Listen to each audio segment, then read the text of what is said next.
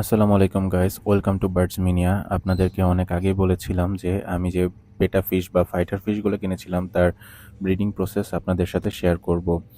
So সেই অনুযায়ী আমি আমার দুইটা বেটা ফিশকে রেডি করছি এরকম একটা ছোট টাবের মধ্যে, ছোট বক্স বলা যায়, যদিও বক্সটা বেশি ছোট হয়ে গেছে।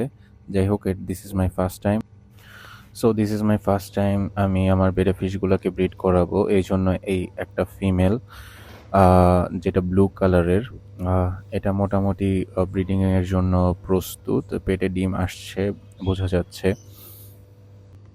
আর এই হচ্ছে আমার মেলটা।